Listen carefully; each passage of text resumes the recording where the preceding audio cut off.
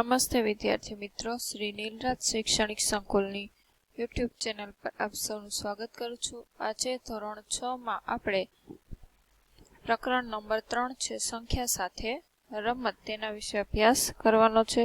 એવા પ્રાસંગિકમાં તમને આપેલું છે કે રમેશ પાસે 6 લખોટી છે, તે તેમને એવી રીતે ગોઠવવા માંગે છે જેથી દરેક આડી હરોળમાં સરખી સંખ્યામાં લખોટી હોય તો નીચે પ્રમાણે ગોઠવી શકાય। જો પહેલા તો કે એક એકની હરોળ કરી, હરોળની સંખ્યા કેટલી છે 6 અને લખોટીમાં હરોળમાં લખોટી પણ કેટલી છે 6।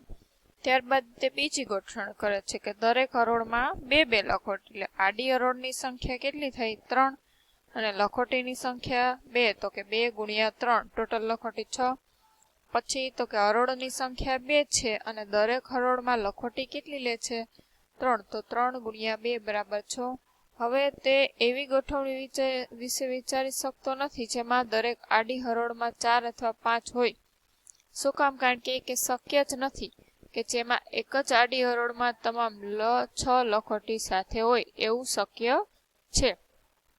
એક હરોળમાં 4 કે 5 હોય એમ નહીં। શું કામ? કારણ કે બધી હરોળમાં તે સરખી સંખ્યામાં લખોટી ગોઠવવા ઈચ્છે છે। હરોળની સંખ્યા 1 ને લખોટીની સંખ્યા તો કે 6 ગુણ્યા 1, તો આ બધાને ગુણાકાર તરીકે તમામ લખી શકો ને। 6 બરાબર તો કે પેલા શું કર્યું, ઊભી હરોળની સંખ્યા 6 લીધી ને લખોટીની દરેકમાં 1, પછી લખોટીની 2 અને હરોળની સંખ્યા કેટલી લીધી 3, પછી લખોટીની સંખ્યા 1 હરોળમાં 3 ને હરોળ 2, પછી તો કે લખોટીની સંખ્યા 1 અને હરોળની સંખ્યા 1, તો આમ અલગ અલગ તો કે બધું તે લખી શકે। તો આ રીતે 1, 2, 3 અને 6 એ બધા શું છે તો કે 6 ના ભાજક, કે તેમને 6 ના અવયવો કહેવામાં આવે। આ બધા શું કહેવાય તો કે 6 ના અવયવ। 6 લખોટી છે અને તો કે આ રીતે તે લખી શકે। આનો અર્થ શું થાય તો કે તમે 6 ને 1, 2, 3 અને 6 વડે ભાગાકાર કરશો એટલે શેષ કેવી મળશે 0, એટલે આ બધાને ના અવયવ કહેવાય। હવે તો કે એમ કીધું કે 18 લખોટીઓને આડી હરોળમાં ગોઠવવાનો પ્રયાસ કરો। હવે આપણને એમ કીધું મેરી 4 ને બરાબર વિભાજિત કરે તે સંખ્યા શોધવા માંગે છે। બરાબર વિભાજિત એટલે શું કે એની શેષ કેવી હોવી જોઈએ 0। સૌ પ્રથમ તે તો કે કેટલા વડે તો કે 4 વડે ભાગાકાર કરશે, કે 4 એકો અહીંયા 4 થઈ જશે, એટલે ભાગફળ કેટલું આવશે 4। એટલે સૌ પ્રથમ તે 1 વડે ભાગાકાર કરે ત્યારે ભાગફળ કેટલું આવે છે 4 અને શેષ 0। ત્યારબાદ તો કે કેટલા વડે ભાગાકાર કરશે તો કે 2 વડે, એટલે 2 ગુણ્યા 2, અહીંયા 4 થશે, શેષ વધશે 0। ત્યારબાદ 3 વડે કરશે તો કે 3, આ ભાગફળ છે અને આ શું છે શેષ 1 વધશે। ત્યારબાદ 4 વડે કરશે એટલે 4 એકુ 4, બધા જોજી કેમાં ભાગફળ તો કે ભાગફળ શેષ જેમાં 0 મળે એ બધા શું કહેવાય તો કે એના ભાજક, સરખી રીતે વિભાજિત કરી શકે ને। તો તે શોધો કે સંખ્યા 4 ને આ રીતે લખી શકાય કે 4 એકુ 4, 2 ગુણ્યા 2 અને 4 ગુણ્યા 1। આપણે જાણીએ છીએ કે 1, 2, 4 એ બધા શું છે 4 ના ભાજક, અને આ સંખ્યાઓને શું કહેવાય 4 ના અવયવો। ઉપરાંત સંખ્યાના અવયવી શું હોય તો કે સંખ્યાના ભાજક જ હોય। અવયવ છે તે સંખ્યાના ભાજક હોય અને એ સંખ્યા હોય એ સંખ્યા જેવડા અથવા તો એ સંખ્યા કરતા નાના, કે 4 ના દરેક અવયવ છે એ શું છે 4 અથવા તો 4 કરતા નાના। એટલે આના આધારે આપણે શું કહી શકીએ અવયવ માટે તો કે અવયવ છે તે તો કે કોઈ પણ સંખ્યાનો અવયવ છે એ બધા વડે સંખ્યાના ભાગાકાર કરી શકાય। કોઈ પણ સંખ્યાના અવયવ છે એ સંખ્યાના ભાજક હોય અને એ સંખ્યા જેવડા અને સંખ્યા કરતા કેવા હોય છે તો કે નાના હોય છે। અહીંયા જો એક તમને રમત આપેલી છે કે 2 વ્યક્તિઓ દ્વારા રમવામાં આવતી એક રમત છે, તે 2 વ્યક્તિ A અને B છે, આ અવયવોને ઓળખવાની છે।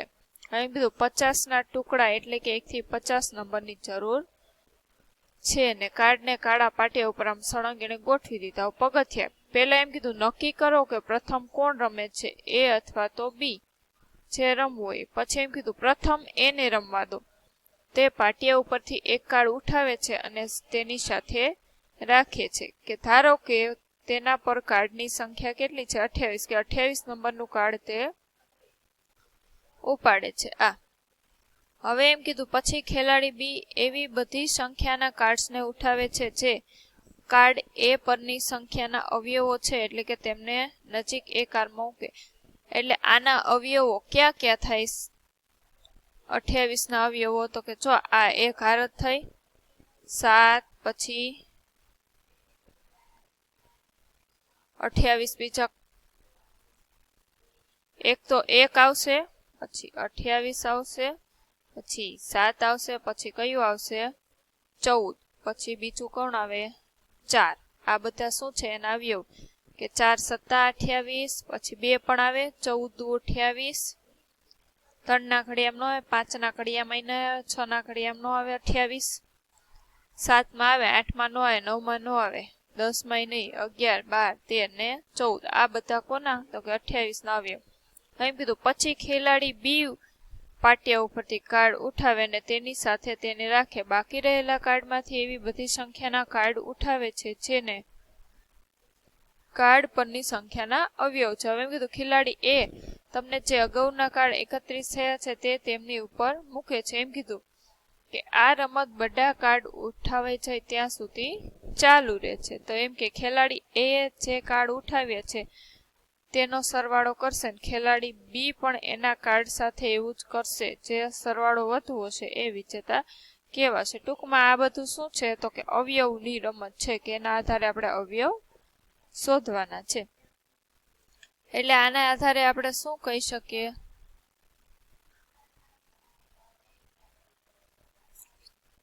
કે અવયવ એટલે શું.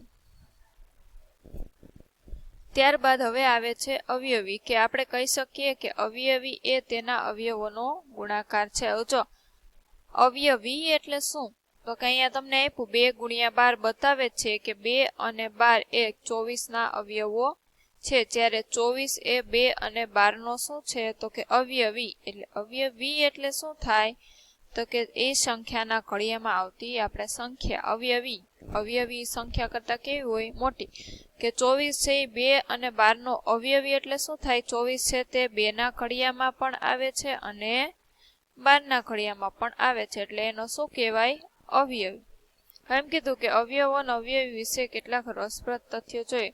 એટલે તમને અવયવ ને અવયવીનો કોન્સેપ્ટ ક્લિયર હોવો જોઈએ કે અવયવ એટલે શું તો કે કોઈ પણ સંખ્યાનો અવયવ છે તે તો કે એ સંખ્યાનો શું હોય?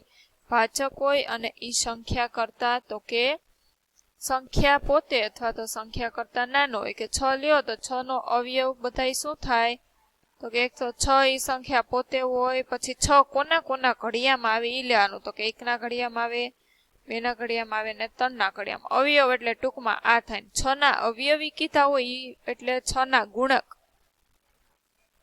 તો 6 × 1 = 6, 6 × 2 = 12, 6 × 3 = 18, 6 × 4 = 24 એમ. અવયવીની સંખ્યા કેવી હોય તો કે અસંખ્ય હોય. અનંત સુધી અવયવી છે. 6 6 ઉમેરતા જાઓ એટલે તે ચાલતા જાય. હવે આના આધારે આપણે કહી શકીએ કે કોઈ પણ સંખ્યાના અવયવી છે એ સંખ્યા પોતે અથવા તો સંખ્યા કરતા હંમેશા કેવા હોય? મોટા જ હોય. અને એ સંખ્યાના ભાજક ન હોય. અવયવી સંખ્યાના શું હોય? ગુણક હોય ને. કે ટોચની લંબાઈ. હવે એમ કીધું કે દરેક અહીંયા એક પ્રવૃત્તિ આપી કે દરેક 3 એકમ લંબાઈની સંખ્યાબદ્ધ પટ્ટીઓ એકત્ર કરો. આકૃતિમાં બતાવ્યા મુજબ પટ્ટીઓને એકબીજા સાથે આમ જોડવાની છે. હવે એમ કીધું ટોચની પટ્ટી છે તેની લંબાઈ શું થાય તો કે 3 × 1. આની 3 દુ 6, અહીં 3 તેરી 9, 3 ચોક 12 ને 3 પંચા 15. કે આપણે કહી શકીએ કે સંખ્યાઓ 3, 6, 9, 12, 15 આ બધા શું છે તો કે 3 ના અવયવી. એના શું કહેવાય? ગુણક. જો બધા શું અવયવી એટલે તો કે એ સંખ્યા પોતે ને સંખ્યા કરતા હંમેશા કેવા હોય? વધારે હોય. કે દરેક અવયવી છે એ 3 કરતા વધારે અથવા તો તેના બરાબર. કીધું ને કે કોઈ પણ સંખ્યાનો અવયવી એટલે શું તો કે તે સંખ્યા બરાબર અથવા તો તેના કરતા મોટા હોય. અને તેની યાદી કેવી હોય તો કે અનંત. મેં અહીંયા કીધું ને કે અનંત સુધી હોય છે. હવે એમ કીધું કે એના ઉપરથી આપણે શું તારણ કાઢીએ તો કે શું કોઈ સંખ્યા છે જે દરેક સંખ્યાનો અવયવ છે તો કે આ 1 છે ઈ તો કે દરેક સંખ્યાનો અવયવ છે. કે કોઈ પણ સંખ્યાનો અવયવ કાંઈ ન હોય તો એમ કીધું હોય કે અવિભાજ્ય સંખ્યા હોય તો એને શું કહેવાય? તો કે 7 છે એ અવિભાજ્ય સંખ્યા છે તેને તો કે 7 અને 1 આ બે અવયવ કહેવાય. 7 અને 1 અવિભાજ્ય સંખ્યા હોય એને ઓછામાં ઓછા કેટલા? તો કે વધુમાં વધુ બે અવયવ જ હોય, કે જે સંખ્યાને વધુ બે અવયવ હોય એને શું કહેવાય? અવિભાજ્ય સંખ્યા કહેવાય. એટલે 1 એ દરેક સંખ્યાનો અવયવ છે. 15માં પણ આવું જ થશે. હવે એમ કીધું દરેક સંખ્યા શું છે? તો કે પોતે પોતાનો અવયવ છે. એ અહીંયા સાબિત થઈ ગયું તથ્ય. પછી એમ કીધું દરેક સંખ્યાનો અવયવ તે સંખ્યાનો શું હોય? ભાજક. એ તો આગળ આપણે જોયું ને, આપણે 16 છે કે 16 ના અવયવી આ બધા 16 ના અવયવ કહેવાય, તો બધાય વડે 16 નો ભાગાકાર થઈ શકે. પછી તો કે દરેક અવયવ આપેલી સંખ્યા કરતા નાનો અથવા તે સંખ્યા બરાબર હોય. ત્યારબાદ તો કે અવયવની સંખ્યા કેવી હોય? મર્યાદિત હોય. અવયવીની જેમ ન હોય કે અનંત સુધી. અવયવ જો હજી 18 અહીંયા લીધા હતા ઉદાહરણમાં, 16 છે તો 16 ના અવયવ ક્યાં ક્યાં થાય? તો કે 1, 2, 4, 8 અને 16 આ મર્યાદિત જ છે. એના અવયવ કેટલા થયા? તો કે 5. આનાથી વધુ હોય નહીં. એટલે એની સંખ્યા નિશ્ચિત હોય, એટલે કે ગણી શકાય.